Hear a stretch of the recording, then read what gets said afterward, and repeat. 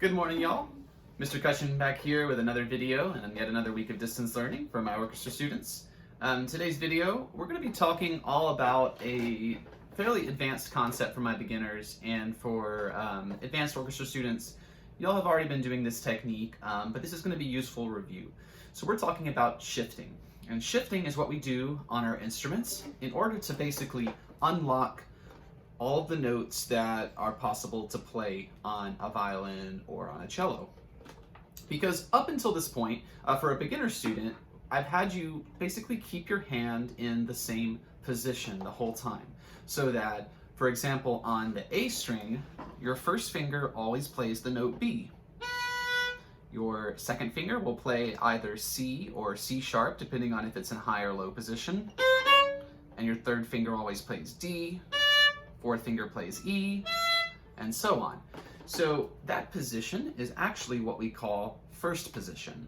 And the word first implies that there are many more positions besides just number one. There's going to be second, third, fourth, and so on.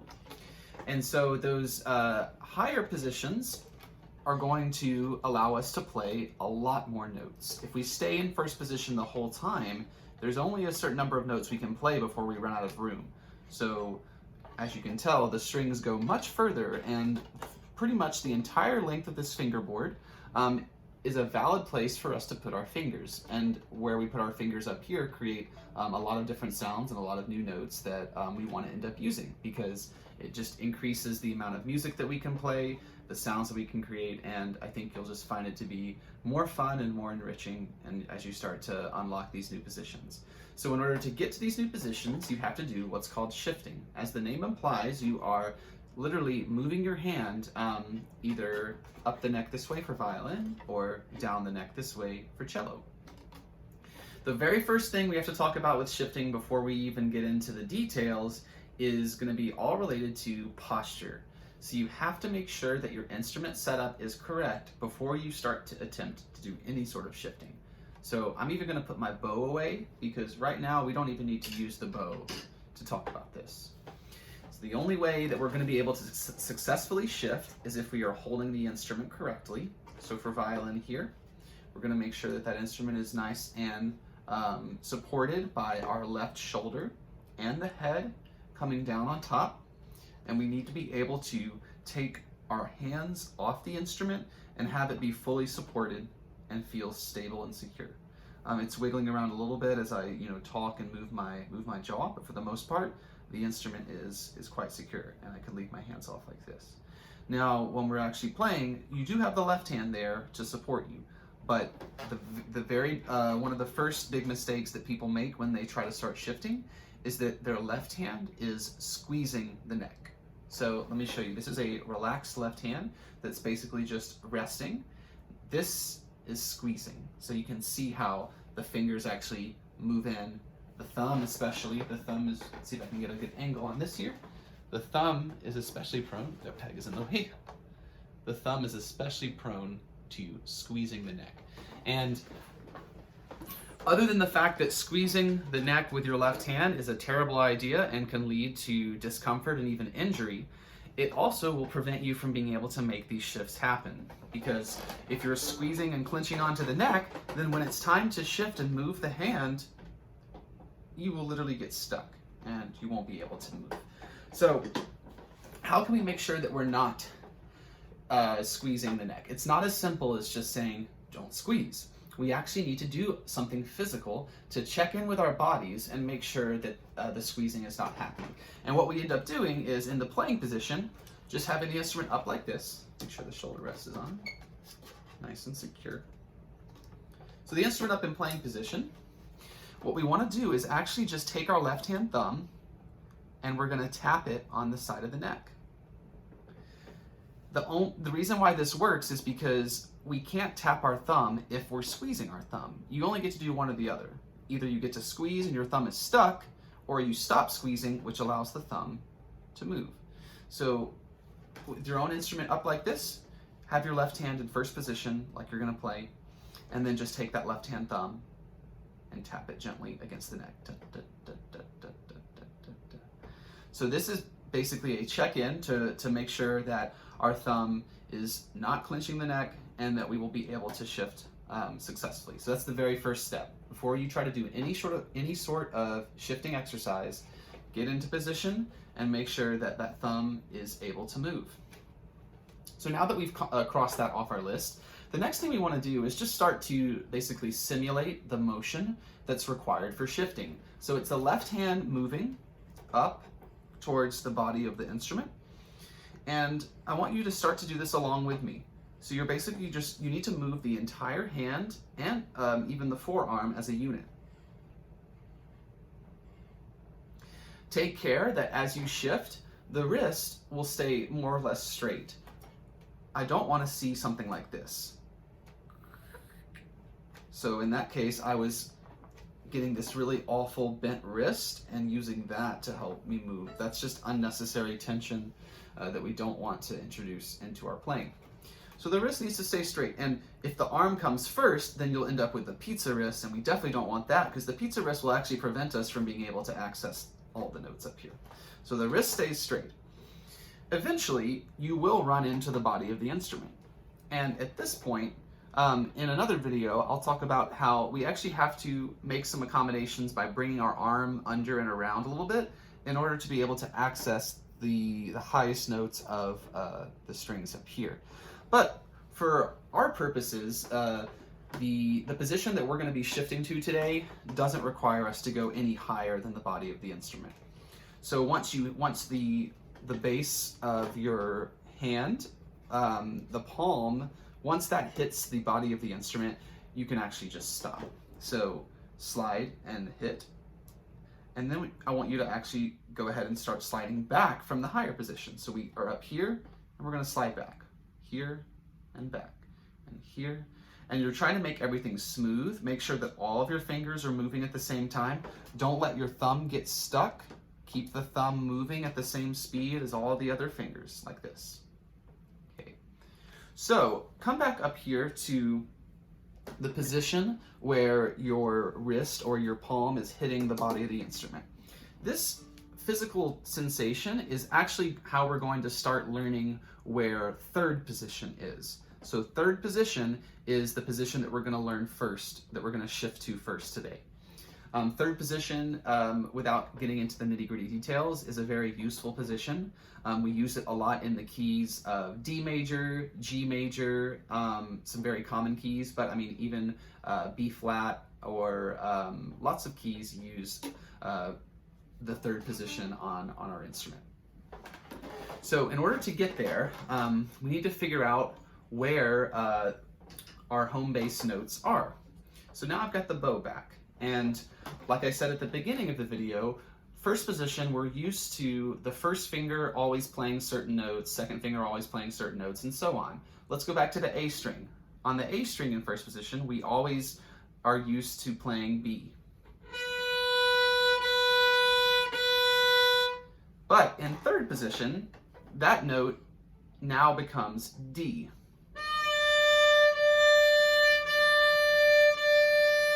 Another way to think about this is the third position, the number 3 in that name, means that our first finger is going to go where our third finger is in first position. So that's a little confusing. Let's break it down. Here's first position. Here's my first finger. Here's my second finger. And here's my third finger. To get to third position, I need to replace my third finger with my first finger. So here's my third finger. I'm going to leave this right hand finger here just to remind me, and then I'm going to move the first finger up to where the third finger used to be. Now, this should be approximately the first finger position for third position, okay? Take care that you're listening carefully to all of the different numerical values I'm talking about. First finger, first position, third finger, third position. Make sure that you're distinguishing between all of them because it can get confusing. So that's another way to get there, but this is not a total guarantee. If your third finger is slightly out of place in first position and you just replace it, then your first finger is going to be out of place in third position. What it actually requires is a bit of what we call ear training and getting your ear used to what the notes in third position should sound like. So now that we're adding the bow in, we're going to do a basic shifting exercise that will help get our ears used to the sound of third position. So we're going to start by playing third finger D on the A string, and then we're going to follow that by playing first finger B. Then we're going to play, it's going to sound like this third finger D note again, but what you're going to do is actually slide your first finger until it reaches the note that sounds like that third finger D. So listen to the whole exercise.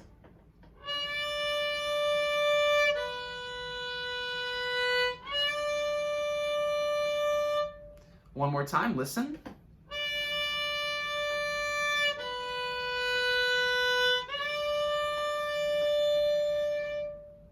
So I'm playing D, B, D. Both of those Ds are exactly the same note, but they're played with different fingers and in different positions. The first D is played with third finger in first position, and the second D is played with first finger in third position. So this is a great exercise because you're using your ear to check and see, do those notes sound exactly the same? If they don't sound the same, then something's wrong and your fingers are in the right place and you're not shifting far enough, or perhaps you're shifting too far. Let me demonstrate those examples. So here I'm going to shift too far.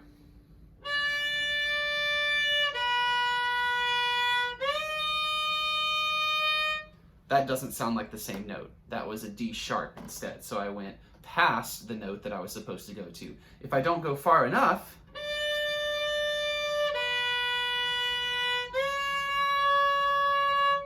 also different, doesn't sound correct.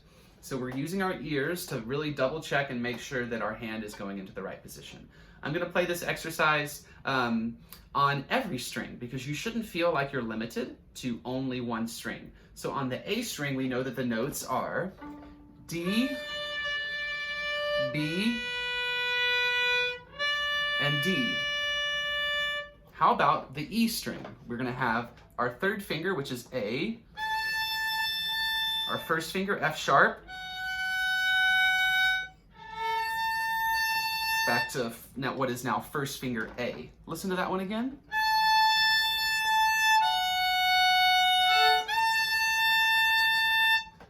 D string, I'll have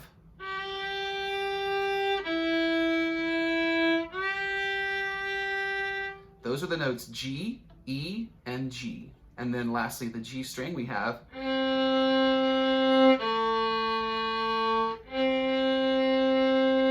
C, A, and C.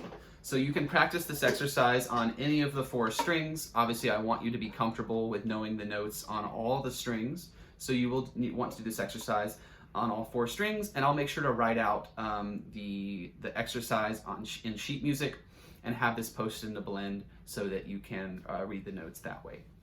So that's the first sort of basic shifting exercise. And of course, there's plenty more that you can do, and we'll introduce them over time. But for now, I want you to add just that first finger shift into third position into your practice. Now, let's talk about one more thing that we're going to add to get our ears used to the sound of third position.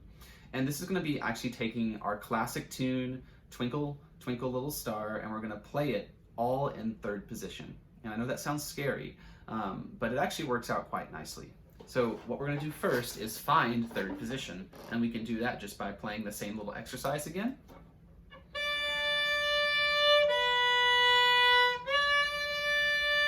So I'm on the A string. So now I'm going to leave my hand here because this is my new home base. This is third position. My hand is touching the body of the instrument. Checks in, feels good. Another place we can actually double check our D is to play the open D string next to it. Those notes should sound similar. Not exactly the same because they're different octaves, but they should sound similar. So our first finger is on D. In this position, first finger plays D, second finger plays E, third finger plays F or F sharp, fourth finger plays G. Now we can cross over to the E string, and our first finger will play A, our second finger will play B, Our third finger will play C sharp or C, depending on high or low, and our fourth finger plays D.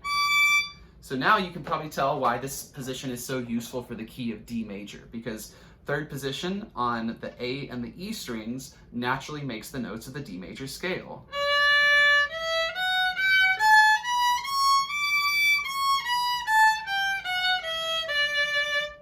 Okay, now we're going to take the notes that we need for Twinkle and find those. So if you remember, the melody for Twinkle is D, D, A, B, B, A, G, G, F, F, E, E, D, A, G, G, F, F, E, A, G, G, F, F, E, D, D, A, B, B, A, G, G, F, F, E, E, D.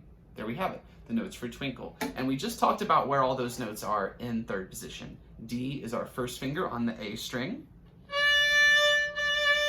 A is our first finger on the E string. B is our second finger. Back to A. Now, G is our fourth finger. F sharp 3. E2. D1 again. Listen to phrase 1 without me speaking.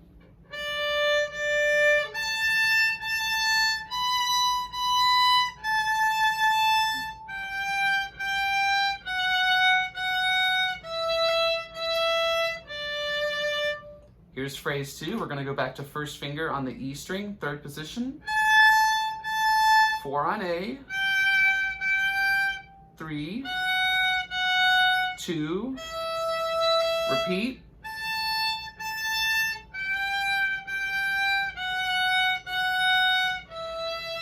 Then back to phrase 1.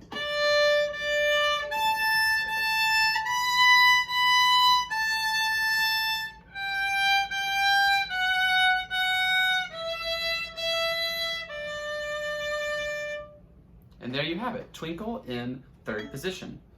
Now what you can do is take that melody and put all of the bowing variations that we've worked on that melody. Mississippi Stop Stop works great up here.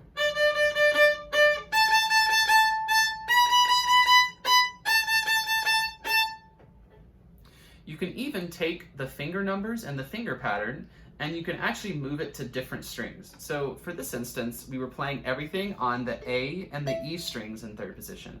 But what would it sound like if you played everything on the D and the A strings instead? So we would get this.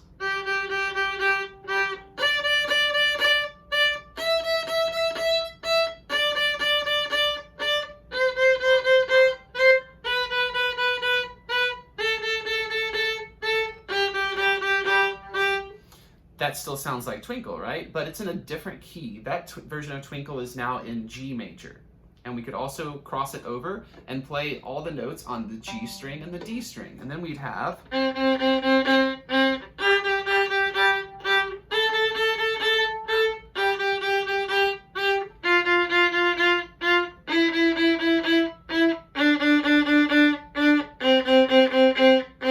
And that is Twinkle in C major in third position.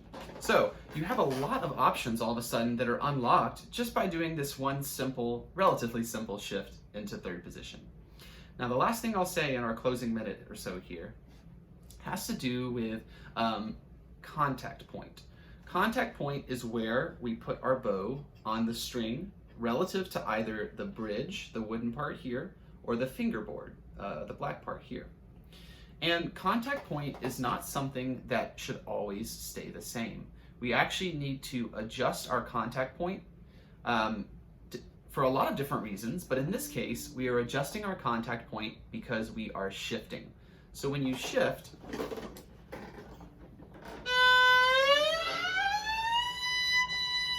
you are literally making the part of the string that vibrates shorter. If you'll notice, you can play any note on your instrument, and if you look down the fingerboard, you should see that the string behind the finger that's pushing down, this part here does not vibrate. Only the part in front of your finger is the part that vibrates. So when you shift, you are actually making the vibrating string shorter. And when the string gets shorter, you need to move your contact point closer to the bridge. Otherwise, the sound quality will actually deteriorate. You can listen to what happens when I shift without changing my contact point.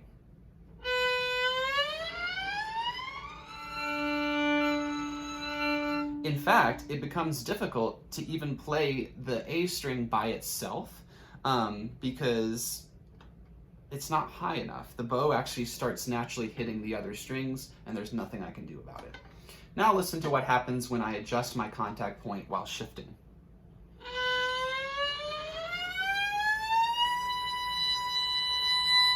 Now the note is very clear, and there's no other strings that are getting hit accidentally.